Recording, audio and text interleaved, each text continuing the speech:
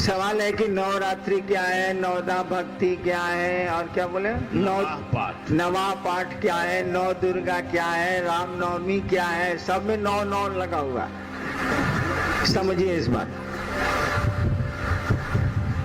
भारतवर्ष का अंक विज्ञान 1 2 3 4 5, भारतवर्ष का अंक विज्ञान दुनिया में सबसे धनी है, यहीं से निकला है। और ये अंक विज्ञान जो चला ना वो आध्यात्मिक है, और इसीलिए आप कौखों का जो लिखते हैं उसको क्या बोलते हैं, अक्षर। अक्षर का मानी परमात्मा, अक्षर का मानी जिसका क्षरण नहीं होता है, जो खत्म ही नहीं होता है, इसीलिए ईश्वर को अक्षर बोला जाता है, जो खत्म ही नहीं होता है, जो हमेशा एक जैसा रहता है। जो शिव है वही अक्षर है। अक्षर को आप बोलते हैं ना, अक्षर है ये। अक्षर का मानी भगवान है, ये ईश्वर है, ये खत्म नहीं होगा। ईश्वर के नाम पर इन चीजों को रखा गया है। अंक विज्ञान को भी रखा गया है, अक्षर को भी रखा गया। तो कहा गया कि जीरो से इसीलिए भारतवर्ष ने नहीं शुरू किया, शून्य से नहीं शुरू किया। कहा कि नहीं, एक से शुरू करो, 1। जीरो से भी शुरू किया जा सकता था, 0 1 2 3 4 0 1 2 3 4 शुरू किया जा सकता था, कोई दिक्कत नहीं है। नहीं किया जीरो से। भारत का अंक विज्ञान चला 1, एक, यानी एक परमात्मा, एक ईश्वर, एक से चला। ठीक उसी तरह से अंक भी उसी पर चले हैं। जैसे एक परमात्मा, एक शिव। परमात्मा को शिव बोलते हैं, शिव को परमात्मा भारतवर्ष की आध्यात्मिक धारा में बोला जाता है। एक शिव। कहा गया उस शिव ने इच्छा की और 5 तत्वों का सृजन हुआ। आकाश, हवा, आग, पानी, मिट्टी, 5 तत्वों का सृजन हुआ। क्षितिजल, पावक, समीर, गगन। नीचे से ऊपर गया तो क्षितिजल, पावक, क्षितिजल, पावक, समीर, गगन। उलट दिया, गगन समीरा, तुलसीदास ने उल्टा लिखा है, वो समीर गगन। तो 5 तत्व हुए। उस ईश्वर ने इच्छा की तो सर्वप्रथम माना गया कि 5 तत्व बने। उसके पहले माना गया क्या, उस ईश्वर ने उस शून्य में इच्छा की। जैसे भी कोई शून्य में इच्छा करेगा तो तरंग पैदा होगी। आज मशीनें बनी हैं जिससे आपके दिमाग की तरंगों को नापा जाता है। कोई पागल होगा तो तुरंत उसका पहले इसका टेस्ट होगा कि इसकी थिंकिंग, इसकी सोच कहाँ तक जा रही है, खराब है, ठीक है, सही है, क्या है। वो क्या तो बोलते हैं, ईसीजी की, क्या जो बोलते हैं उसको, इसका जो स्कैनिंग होता है, सीटी स्कैन, ब्रेन का सीटी स्कैन तो पूरे बॉडी का भी होता है।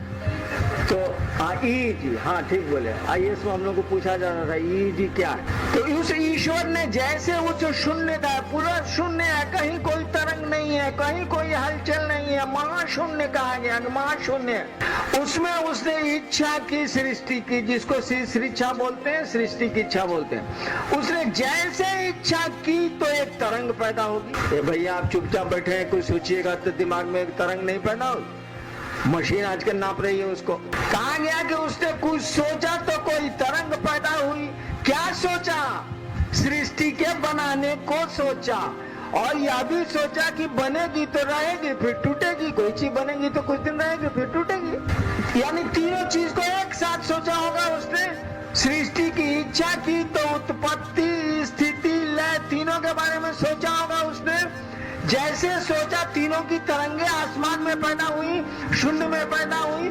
जैसे तरंगे पैदा होगी तो कोई आवाज होगी ही होगी, भले कान नहीं सुने। अरे भाई मशीनवा सुनता है कि नहीं सुनता है आज का? तो भाई आप सोचते हैं मशीनवा साउंडे न सुनता है और कुछ सुनता है? हार्ट बीट का मशीन साउंडे न सुनता है। आपकी थिंकिंग का जो वेव्स बनता है, साउंडे वेव्स न पकड़ता है, इलेक्ट्रिक वेव साउंड पकड़ता है वो। कहा गया उसने सोचा, सृष्टि की इच्छा की। सृष्टि की इच्छा में 2 इच्छा और थी, रहने की और टूटने की। सामान्य बात है, कोई चीज बनेगी तो रहेगी और टूटेगी।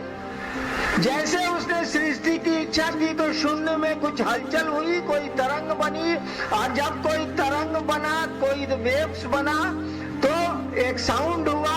कहा कि साउंड कैसा था भाई, ये आवाज कैसी थी भाई? तो कहा कि ये आवाज थी ओम जैसी। कहा गया ये ओम में क्या क्या था? ओम में सृष्टि की इच्छा थी, उत्पत्ति का कारण था। ऊ में सृष्टि की स्थिति का कारण था, और म में सृष्टि के संहार का कारण था। अ उ म ओम के 3 अक्षर हैं। कहा कि अ जो था, वो जो साउंड निकला ओम, उसमें अ जो था सृष्टि की इच्छा का कारण था, ऊ जो था सृष्टि की स्थिति का कारण था, और म जो था वह सृष्टि के संहार का कारण था। हो गया ओम। और जैसे ये ध्वनि निकली तो 5 तत्वों का निर्माण हुआ। 5 तत्वों का जब निर्माण हुआ तो उसकी मना स्थिति में 3 गुण आए, 3 बंधनों से उसको बांधा। सत रज तम, बढ़िया बात सोचा। फिर सोचा कि उससे थोड़ा गड़बड़ भी हो सकता है, चीजें गड़बड़ भी हो सकती हैं, और सोचा कि बहुत चीजें बहुत ज्यादा गड़बड़ हो सकती हैं। तो सत आया, सतोगुणी शक्ति। रज आया, रजोगुणी शक्ति। तम आया, तमोगुणी शक्ति। 3 गुणात्मक प्रकृति को कहा जाता है। 3 गुणात्मक है ये, 3 गुणात्मक प्रकृति है। 3 गुण माने संस्कृत में बंधन, जिसे बांधा जाता है। तो 5 तत्वों को 3 गुणों से बांधा। अब पूरी की पूरी सृष्टि इसी के भीतर न है भैया, इसके बाहर है। 5 तत्व, 3 गुण और 1 परमात्मा, इसके बाहर तो सृष्टि का कुछ नहीं हो सकता है, कुछ भी नहीं हो सकता है। कहा गया कि ये जो 9 हुआ ना बाबू, यही पूर्ण अंक है। 9 के बाद जितने अंक होंगे टोटल में फिर 9 आ जाएंगे। 9 का मानी हुआ 1 परमात्मा, 5 तत्व, 3 गुण, 5 3 8 1 9। 9 सृष्टि के, 9 के बाहर सृष्टि नहीं मानी गई भारतवर्ष में। कहा कि 9 अंक जो है पूरी सृष्टि इसी के भीतर है, इसके बाहर सृष्टि हो ही नहीं सकती है। सृष्टि का होना, सृष्टि का रहना, सृष्टि का टूटना, सब इसी के भीतर है 9।